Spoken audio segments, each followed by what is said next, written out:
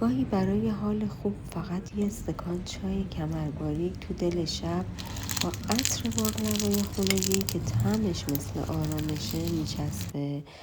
بریم که با هم دیگه این باقلوای لذیذ و خوشمزه رو درستش کنیم. پسته که زیر دندون بیاد. کره رو روی هر رط میذاریم. دوغ کره رو به این شکل میگیریم تا کره خوش رنگ تری داشته باشیم. کاغذ روغنی رو کف قالب میکنیم تا راحت تر جدا بشه.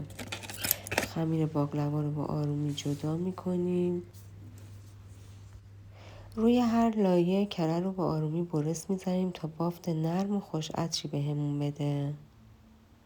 لبه های خمیر رو برمیگردونیم و داخل باقلوامون رو از مغزهای دلخواه پر میکنیم و با کمک چاپستیک باقلوامون رو رول میکنیم و از هر دو طرف به سمت داخل جمع میکنیم و به این صورت داخل قالب میذاریم.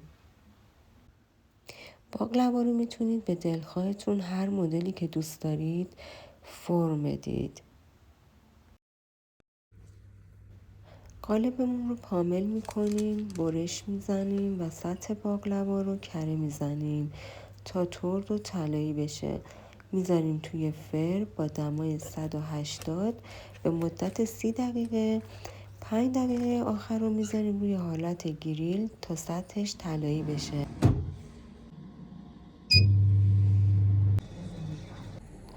برای درست کردن شهد باقلوامون آب و به همراه شکر، زعفرون، هل و چند بارش لیمون میذاریم روی حرارت به مدت چند دقیقه تا بجوشه.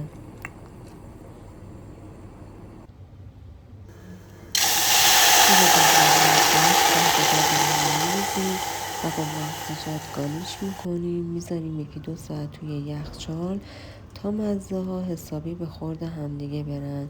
فراموش نکنید که حتما باید هم باقلوا هم شهد حسابی داغ باشن.